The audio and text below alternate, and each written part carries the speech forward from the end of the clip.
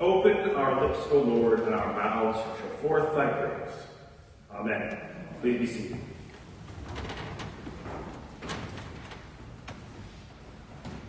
Last week was Good Shepherd Sunday. I feel like if this week had a name, it could be called Erector Set Sunday, Lego Sunday, or maybe for a more modern audience, IKEA Sunday. I suggest this because while last week's readings were focused on the sheepfold, the flock, and the shepherd, this week's readings seem to be focused on descriptions of the architecture in the kingdom and vague building instructions. But the question is, what are we supposed to do with these instructions? Are they meant to spur us to do something, to build something? Are we supposed to use them to identify something? Are they a map or a template we're supposed to follow? Well, the answer to all three is yes, but I want to focus on the idea that they are instructions for us to build something. As to what we are supposed to build, I think that is a question that ultimately we each need to answer as individuals. Now, I don't say this to avoid making a declarative statement. In fact, I think we are called to build the same thing, but we each have to build it differently. What we are supposed to build is ourselves. We build ourselves as individual Christians. We build ourselves as members of a church. And ultimately, build ourselves as the construction material, the building blocks of the kingdom. Jesus is the cornerstone, but we are the stones that lay upon him. And Peter says this directly.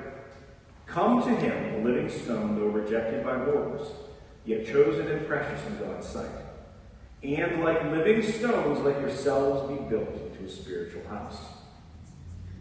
Now, the thing with building, both practically and spiritually, is that not all stones are uniform to begin with, and not all stones are used for the same purposes.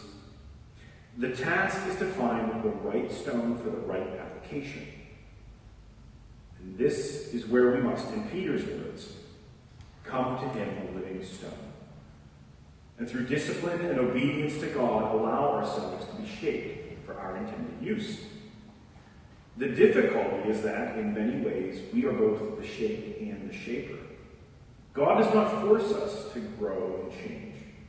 We need to be open to our formation, to look and listen for the directions and how to become what we need to. To do that, we need to try to be objective, to take a critical look at ourselves. Now, I say that knowing that critical is one of those words that can sort of veer off in different directions, because when I'm saying critical, it's a close and careful and as objective as possible. It's not critical as in being a critic and being cruel and tearing apart. That's not the point. It's not.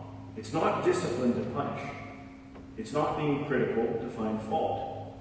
It is being critical in order to correct things. Now, I saw a show a while ago. It was called Secrets of the Castle, something like that. And there's this castle in France, and they've been building it using only medieval tools and techniques. Now, one part of the show that they covered was the cutting of the stone blocks and the building of the external walls. Now, after building the wall up, every 6 feet they would do a leveling course. So they would sort of use these fairly rough-hewn stones that would build up and build up and build up. And then at 6 feet, the builders would be very, very careful and very precise to make this level of stones, the ring, that was very even and flat.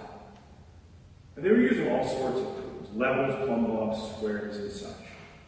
Because if a stone at the bottom of the wall was out by just a fraction of an inch, and you said, okay, it's only that much, it's not a big deal, it would multiply and exponentially throw the rest of the tower off. So by the time you hit the top of the wall, or the tower, you could be off by a matter of feet, and the whole thing would collapse. And it was important for these builders, and for the stonemasons who were making the things, to be self-critical. To bring the stone and set it and say, it's good, but I need to shave this little tiny bit off, or I need to go back and rework it because what I've done is not quite enough. I need to do a little more. Because if they didn't, then later on, and assuming they don't apply any sort of self-criticism to their work, each stone is going to be off just a little bit and a little bit. And it gets worse, and the whole thing is thrown out of whack and it doesn't work. So when I say that we need to be critical, this is what I mean. It's not a matter of finding our faults to self-flagellate and become abusive and say, I'm such a horrible person, I'm so bad. It's to make those tiny corrections that are needed so that we can stay on track. And it's about accepting hard truths about ourselves. If we say that we have no sin, we deceive ourselves when the truth is not in us. This passage from 1 John is found in many different places in the prayer book, but in my mind, it's too often avoided and ignored. Like I said already, there's an uncomfortable truth, but it doesn't make it not true. It's also not an evaluation of the human character, it's just a fact. Just as on Ash Wednesday, when you receive ashes, you are told from dust to dust, to dust you shall return. It's not a threat. There's no sort of implication that you're destined for dust while somebody else isn't. No, it's true of everyone. It's true of all of us. If we were the stonemasons building that castle, all of our stones would be off just a little bit. They would be flawed. And if we pretend they're not, we're just deceiving ourselves and setting ourselves up for failure later. I think it's important to feel free to take that self-critical look without being afraid of feeling like failures. Without thinking that we're the worst person in the world because we have flaws or we have failed at something. No. I've said it several times, but I think it bears pointing out. This is self-evaluation. This is not comparing what you have and are to anyone else. A lintel is not diminished because it's not a keystone. Each has a purpose and would be completely unfit to be used in the other's place. We are no different. We are nothing but building blocks in the kingdom. Each slightly flawed, each with its own use and place. We're all going to have sin. We're all going to fail. We're all going to die and return to dust. So we must accept that as a fact, and then we can begin to actually be productive with our works. With that, we can take a close look at ourselves and follow Jesus as best as we can. Not asking to see the Father when the Son is right before us like Philip did, but understanding that we each have a place in the kingdom and that God will be responsible for getting us in the right place. We are responsible only for our own blocks, not the grand structure. Maybe even responsible is giving us too much credit. We can only directly impact our own selves, our own stones. But even that we can only do under the direction and supervision of God. Trying to follow our own plans only gets us lost and not made fit for the place in the wall where we are needed. This in turn weakens the wall, or at the very least puts extra stress on the stones around us. If you've ever built a piece of IKEA furniture, you'll know that to look at the instructions, it's a very confusing job. They are meant to serve many countries and many languages, so contain no words, just pictures. And if you try to read over all the steps beforehand, you can find yourself skipping steps because they seem not logical to you. If you try to go ahead without the instructions, you can really get turned around and damage the thing you're trying to build.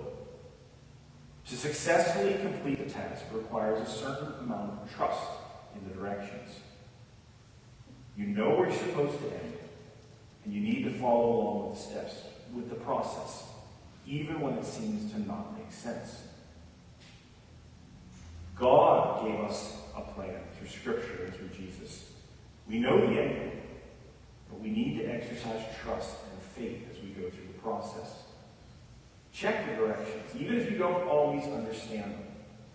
Ask for others to take a look and evaluate. Listen and learn along the journey. Remember that as Thomas admitted, we don't know the way. But if we have faith and believe, we do know the way. Did you hear the capital W in the second way? Remember, all of us are called to be living stones to build the kingdom. So look to your own work. seek direction, and trust the way. To God be all glory now